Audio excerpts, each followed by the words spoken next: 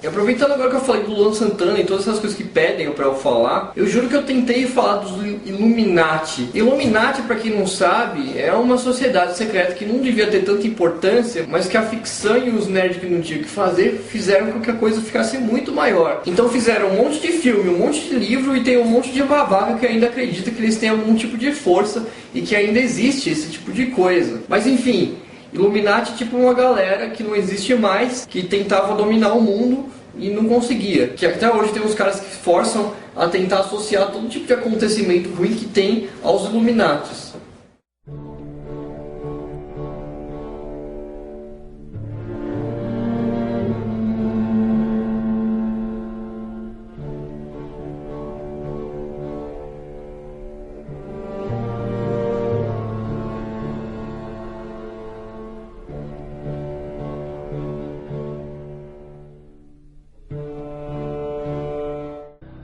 2 years ago, from my research, I'm convinced it's much more serious than that. It's more than a loose-knit network. It is a conspiracy. In 1784, a copy of this document was sent to the Illuminist Weishaupt and delegated to foment the French Revolution. Mean the Illuminati was responsible for the French Revolution? Yes, absolutely. The courier was struck dead by lightning as he rode through Ratisbon on his way from Frankfurt to Paris. What about a little divine intervention there, huh? The police found the subversive documents on his body and turned them over to the proper government authorities. After careful study of the plot, the Bavarian government ordered the police to raid Weishaupt's newly organized lodges of the Grand Orient and the homes of some of the most influential associates, including the castle of Baron Bassen-Sonderdorf. Additional evidence thus obtained convinced the authorities that documents were a genuine copy of a conspiracy by which the Synagogue of Satan had controlled the Illuminati at the top, planned to use wars and revolutions to bring about the establishment of one kind or another of a one-world government, the powers of which they intended to usurp as soon as it was established. In 1785, the Bavarian government outlawed the Illuminati and closed the lodges of the Grand Orient. In 1786, they published the details of the conspiracy. We'll start up here. In 1784, an act of God placed the Bavarian government in possession of evidence which proved the existence of the continuing Luciferian conspiracy. This explains the previous 9 pages, goes into it in detail. We don't have time to do it completely. Conspiracy. Adam Weishaupt, a Jesuit-claimed professor of canon law, defected from Christianity and embraced the Luciferian ideology while teaching at Ingolstadt University. In 1770, the money lenders who had recently organized the House of Rothschild retained him to revise and modernize the age-old protocols designed to give the Synagogue of Satan ultimate world domination so they can impose the Luciferian ideology upon what remains of the human race after the final social cataclysm by use of satanic despotism. Weishaupt completed his task on May the 1st, 1776. It's a communist holiday, isn't it? May 1, 1776. The plan required the destruction of all existing governments and religions. In 1776, Weishaupt organized the Illuminati to put the plot into execution. The word Illuminati is derived from Lucifer and means holders of the light.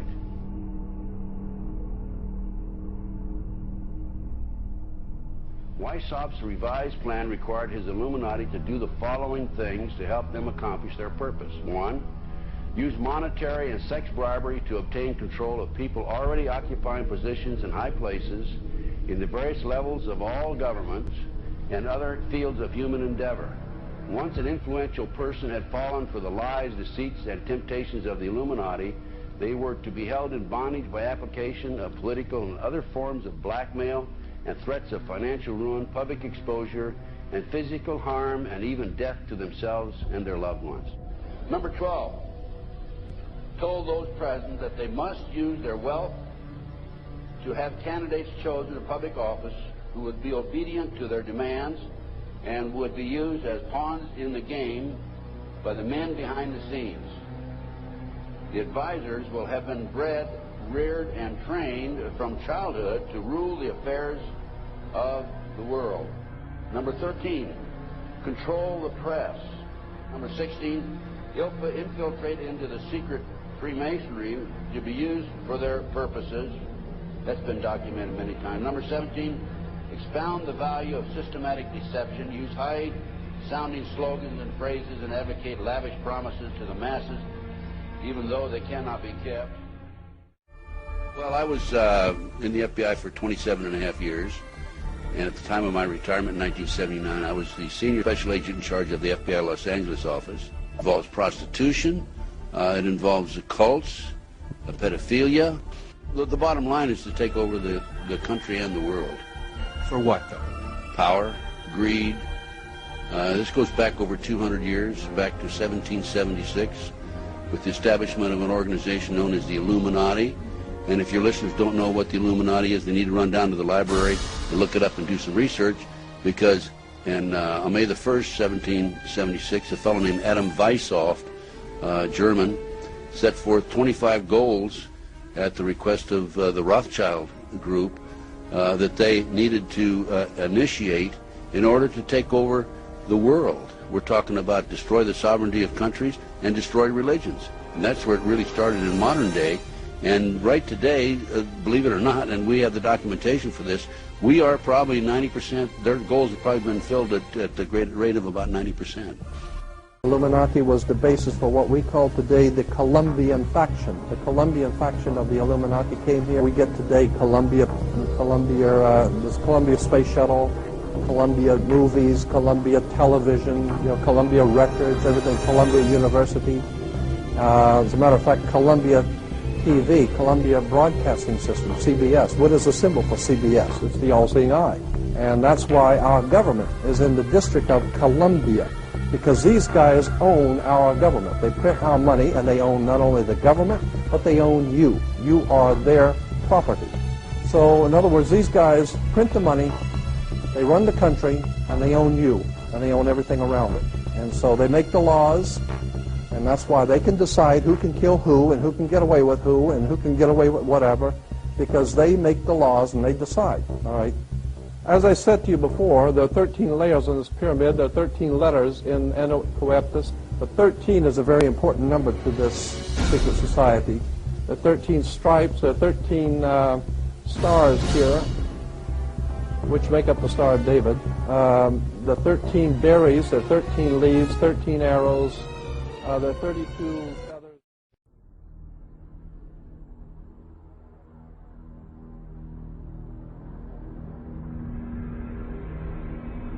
Union Banking Corporation was liquidated by the U.S. government, and Prescott Bush received $1.5 million for his holdings in his Nazi business, and that was the beginning of the Bush family fortune for all intents and purposes. George Bush takes his inspiration from what he learned in Skull and Bones and from the Thule Society that Hitler and Goebbels and Goring cut their teeth in, Bohemian Grove, these evil organizations that perpetrate the ugly things that these criminals are doing to this country, for which they must be held accountable. They are the most violent, dirtiest people on the face of the earth. Somewhere Americans are going to have to take their country back and start finding out who are these people. Who are these people we call our representatives, the Bushes. George Bush, the president, his father, went around the country talking about a new world order. The people who are running this country from behind the scenes do not care a thing about Americans or bloodshed anywhere. You were both in Skull and Bones, the secret society. It's so secret we can't talk about it. What does that mean for America? The conspiracy theorists are going to go wild. I'm sure they are. I don't know. I haven't seen the web. Number 322. Sir. Were you a member of Skull and Bones in college in Bush? Were you in the same secret society? That's all right. Let me answer this question. Whoa. Don't chase me. I can't do anything.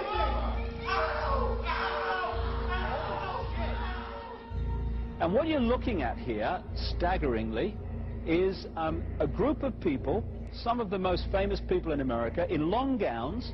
Behind them there, you see a 40-foot stone owl. And there's the fire between them. next to the lake at Bohemian Grove. Now, one might wonder, understandably, why the people that run the banking, political, economic system and the media in America should be dressed in long robes doing a ceremony to a 40-foot stone owl. I think we should be told. No doubt you'll be hearing about all the differences between John Kerry and George W. Bush. But we've discovered they do have something in common. During their respective college days at Yale, they both belonged to a group called Skull and Bones. He's come pretty close. She was part of a team that successfully recorded part of the initiation ceremony that takes place in the Tombs courtyard. Yeah, you have the doorway here. Yeah. Okay, then to the right you have a hedge, and then you have an evergreen tree. If you follow that line straight back, courtyard's in there. Okay. So that's where they have the ceremonies in the outdoor part of it. Part of it was indoors, so we only got to see the outdoor part. Right. We only got to and to listen to the outdoor part. God only knows what went on indoors. And what did you hear? What was it you know? You managed to get this unique it was disgusting. It was gross. I mean, they were pretending to murder people. What was the tone of it, though? Was it jokey? Or was it quite... No, it wasn't jokey at all. It was sick. It's about the only thing to describe it. It was sick.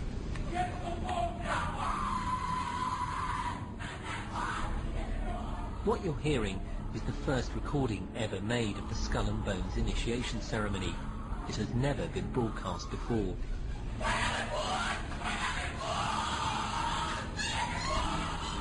15 new members of the club are being introduced into the macabre rituals of Skull and Bones by the senior students who are about to graduate. The club has what some might see as a strange fascination with death, skulls and bones. There's the chants too, difficult to hear first of all, but including the devil equals death, and death equals death.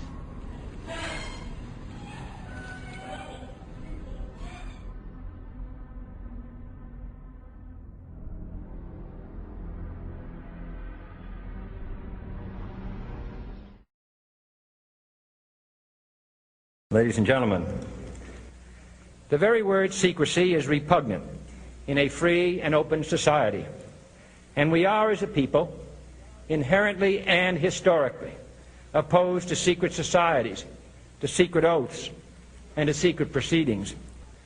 For we are opposed around the world by a monolithic and ruthless conspiracy that relies primarily on covert means for expanding its sphere of influence, on infiltration instead of invasion, on subversion instead of elections, on intimidation instead of free choice.